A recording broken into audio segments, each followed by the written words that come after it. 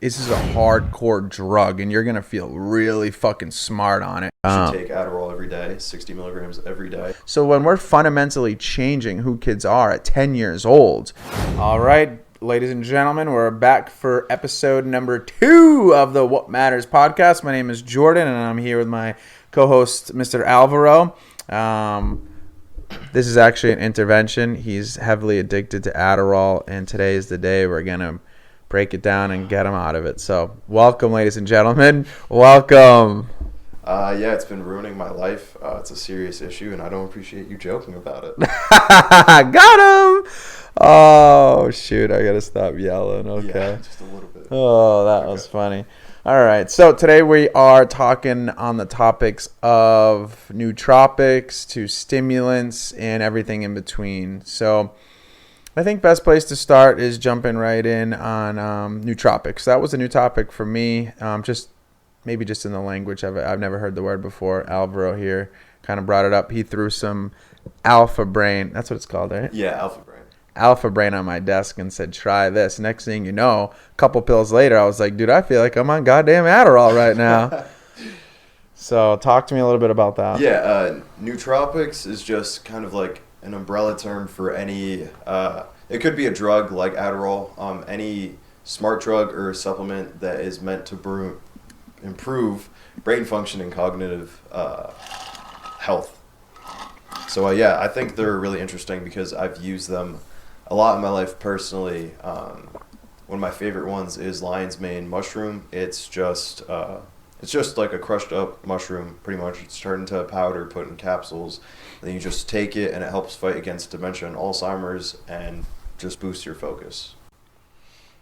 Me, on the other hand, I'm more of a psilocybin mushroom kind of guy, Yeah. but that's for another topic. But all kidding aside, we do want to talk about, and I think we'll dive right into like bringing it right back to like middle school, potentially even younger. I mean, I think the youngest kid that I personally remember having a conversation with their parents about was an athlete that might have been 11 or 12 years old, and they were talking about putting their kid on Adderall or Ritalin or some sort of prescribed ADHD medication, which we were just kind of having the conversation of is like ADD, ADHD, the difference is an H in there, and that's like for hyperactivity, as opposed to, I guess, just not being able to attention disorder deficit, as opposed to attention deficit disorder that's hyperactive. So either way, in our eyes, it's kind of a load of bullshit, and we're really focusing on spreading the message of like self-awareness, and I think if like a parent were to listen to this, then it's self-awareness on their end. And then like a kid, I mean, I would not hate it if somebody watched this and kind of was disturbed by the idea of Adderall. That's kind of how serious, in my opinion, of a problem it can cause. I feel like what most people don't realize with Adderall is that it's pretty much an amphetamine. Like, it's so close molecularly to methamphetamine. And the first time that I really opened my eyes to like the idea that Adderall isn't this like drug that helps people with ADHD, but is actually this extremely addictive and destructive chemical, is when I looked at a side-by-side comparison of the molecular structure of Adderall and then the molecular structure of methamphetamine. They're eerily similar. And that for me is what like opened my eyes to like, okay, maybe this thing isn't as good as people say it is. Which, to his point, it actually is better than what people say it is in the means of like, this is a hardcore drug and you're gonna feel really fucking smart on it, and it's not who you really are. So what he means is it's not good for you, but feels really good, just like every other drug. And now we're looking at a 10, 11, 12-year-old that doesn't know who they are, as they shouldn't. You're a 10-year-old. You should be running around so interested in the world. It's all so new to you. I mean, you want to touch and feel everything. Like, that's how it should be. That is like a very natural thing to not want to sit still. I mean, if you go, best case, like if you go on vacation as an adult and you go to an all-inclusive resort, oh, that's funny. You can wake up at 6, no problem, with all the energy in the world to go do something you want to do. And that should tell you right there. And that's kind of like, in my opinion, how a young kid views the world. I mean, it's just exciting to be alive. So when a 10-year-old doesn't want to, or has a hard time struggling to pay attention, and then we shove a drug down their throat and we tell the parent, we educate the parent on ADHD, and then give them this solution, which would be a drug to give to their children to kind of calm them down, that's a big problem, because who they become, and who that person is might not be who you think they are, and again, we're talking about 10, 11-year-olds, but this is all the way to, Al. I mean, all right, guys, just jumping on here real quick to say a thank you to one of our sponsors, the Why Not Co. Why not go chase your dreams, huh? You can talk to us a little bit about, you've more recently been in college than I have, and like that is just a breeding ground for Adderall addiction. Yeah, if you have ADHD and you have a prescription for Adderall, you have access to an unlimited amount of friends in college. Everyone's going to want to hang around you. Everyone's going to want to be nice to you, because they know by the time the finals come around, they have someone that could give them Adderall so they could get through their shit. It's just like, it's so unnaturally powerful that once you take it, and unless you have ADHD and you were told that you need this so you can focus and act like a normal human, if you just take it and you think you're like a fine functioning person and you have like, you feel the effects of it, you kind of realize like, oh, this is so fucking powerful. You must think like ADHD, like you can't focus on anything. Your brain's constantly bouncing off walls, like just no focus at all. But it's so fucking strong, and people don't realize that until they try it. It's so strong that it can't be good for you. There's no way something that changes your personality, your brain, your attention span that much can be good for you. It's just, it makes no sense. Not naturally, anyway, because I think naturally the way that we feel that is by like hard work and discipline and personal development. I mean, like in spending a lot of time on discipline, because on the backside of discipline is freedom. And a lot of times what you think you get with Adderall is like this freedom to think clear, to move faster, sharper.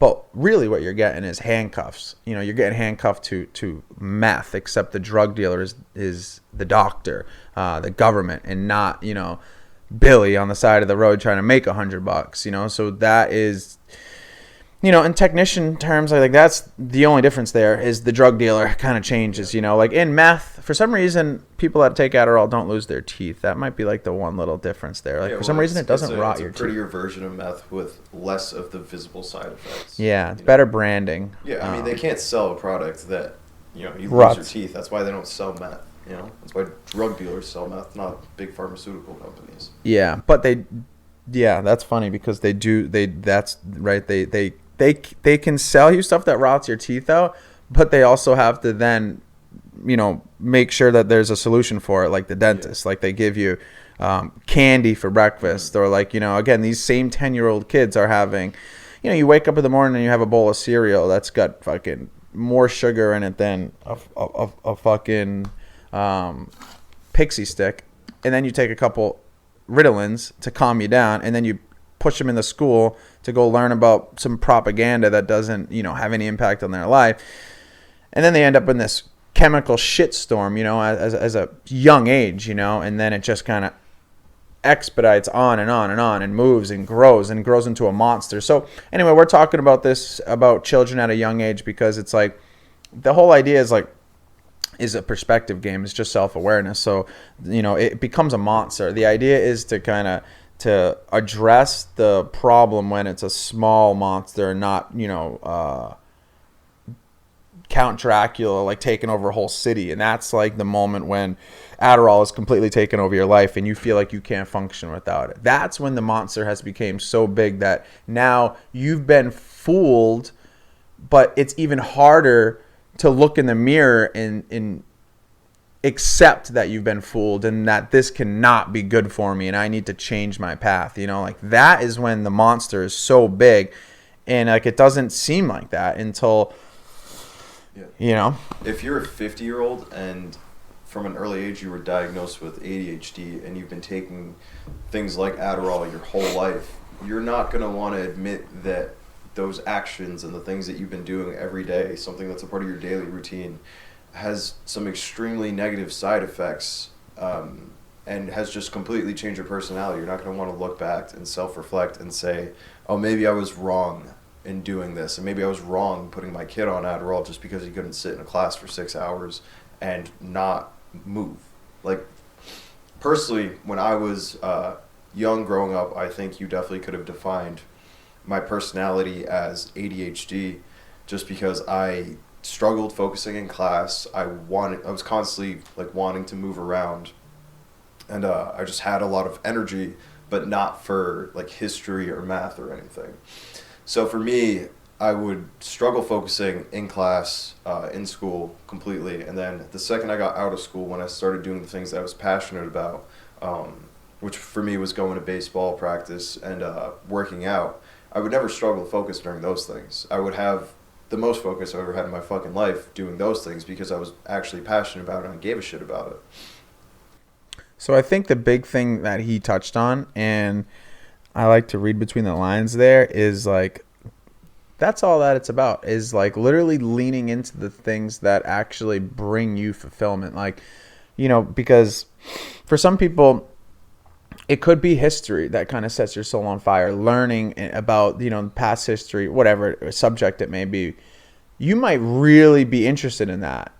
And that is awesome. Like, I think that's the biggest thing, is whatever kind of calls to you and where your focus naturally goes, dive into those things, and it shouldn't feel like you're doing something wrong when you're not interested in some things and interested in the others. It's just that, unfortunately, the system is kind of put in place where you have to go through these schools because it's literally a daycare, right? Like, if you look at high school, middle school, it all, in my opinion, it's daycare, because what are your parents going to do with you while they're products of society paying taxes? And it kind of feeds right back into the system. Well, we have to do something with this kid. Like, we have to put him in a box here and kind of it's daycare. We have to hire a teacher to kind of make sure that he's staying within this perimeter here. And this episode of the What Matters podcast is brought to you by the Driven Human Performance Lab. You can't really blame the parents. Even though it is partially their fault, you can't really blame them for putting their kids on Adderall when they're told by doctors that they're supposed to be trusting that their kid needs this because he can't focus in class. And the parents aren't going to want to go through the work when they come back home. They're tired from their shitty fucking job, and they don't want to deal with a kid that's filled with energy, just wants to run outside and play. They'd rather just give him Adderall to sedate him so he can focus and do his homework and shit like that, instead of actually like parent the kid. Yeah, and that's the macro approach to it, right? Is like, unfortunately, you do have to go and kind of keep digging deeper to the root of it, like what's going on here. And it's like, the problem that we're talking about is like, yeah, like, in society, whether you like it or not, people put work first, more than family, because even if you might not say it, your actions prove otherwise, because everybody has bills, there's a million reasons, but for whatever reason that you put at the forefront, work has become more important than raising children or having a family, because it feels like you need that in order to have the other thing. But unfortunately, that's, it's not the case. And a lot of times I think that's where we have to go back to, is that like, it takes a lot of work, to raise kids, and it's a lot of time, and like, you have to allow them to express themselves. But if we don't have the time to even put up with our own emotions and your own thoughts, then to think that you're going to have time to let a children just express themselves because it doesn't look right to you. You know what I mean? Because to you, you're so stressed out about, you got to work and you got to pay for everything and you have to give the kid the life, that you're so busy working that you lose track of actually like letting him be a kid and realizing there's nothing wrong with this kid. There's nothing wrong with anybody. There's nothing to fix. You are who you are. You're not supposed to change. You're supposed to just develop more of who you are, not change who you are. So when we're fundamentally changing who kids are at 10 years old, man, that's a scary sight for the next 10 years, 20 years, 30 years. And then to Alvaro's point, now you're this 50-year-old that is just kind of a product of the system. Now you're the one giving, the kid the Adderall, because so, it's with your true self. If you've been taking this thing that completely changes your personality in the most extreme way possible, you've never experienced who you actually are as a person. So busy kind of being told that was the wrong way to be. If you're getting told at 10 that like, hey, you need to shut the fuck up and pay attention in class here, like that's important, you're gonna need this, your whole perspective of what important is now skewed, because in reality, like, nobody gives a shit about the grades that means absolutely nothing in the grand scheme of things. What is always going to matter is the relationship with yourself, and that is what needs to be addressed at an early age, and expressed in a loving way, that relationship with what brings you joy and what brings you interest is a good thing, and there's never going to be a bad time to explore things that make you passionate, regardless of how it might look to even your parent. All right, guys, just a quick shout out to one of our sponsors, East Coast Cultivation. If it's gonna be green, if it's gonna be some good tree, it's gotta be from East Coast Cultivation, baby. You know what I mean? Even your parents, at the end of the day, it's gonna be you and the same parent, the doctor. They can't do the work for you. You know what I mean? I think a big part, just for anyone that's trying to follow their passions or whatever, is majority of young people are afraid to be told that what they're doing is wrong, and you're just extremely insecure because you're young and you don't have enough life experience to realize that some of the shit that you're told that you should be doing is counterproductive to becoming a better version of yourself and improving as a human. Hell yeah. It works good in the system that's designed to go through fucking high school, go through middle school, and then get into college. Yeah, if you get good grades throughout middle school and high school, it's going to help you get into a better college, and that will help you get a job in that space if that's what you want. But for a lot of people, it's just Yeah, no, for a lot of people, it's just what looks like the only steps. It looks like a staircase, and that is just another step along the staircase until you climb the staircase and realize, like, holy shit, I don't like this view, and that's then why we love midlife crises. Of course, and then you climb those stairs, you do all the right things, and you get there and you realize this isn't what I want. The person who I am I don't like the person I am, and unfortunately, what got you there is the same handcuff that keeps you there, especially when we're talking about this again. We're kind of moving around here in subject, but back to the Adderall thing. Like, when the person that got to where you are now and you don't like it the same way you got there, again, it becomes the handcuffs because you've been on Adderall this whole entire time. This is the only kind of part of you that you know. So even the confidence to explore the other side of you isn't there because you push that so far. You repress that person so far and so deep that now you're stuck in this path. It feels like you're stuck in this path. So again, I think that it always comes back to self-awareness, Pretty good. Yeah, I feel like it's it was not the 42 minutes we did But before. I think we condensed the 42 minutes into 18 much better. We definitely missed just some, I don't know, when we talked about fucking, we love the pharmaceutical industry. Oh, yeah. We missed some things, but it's okay.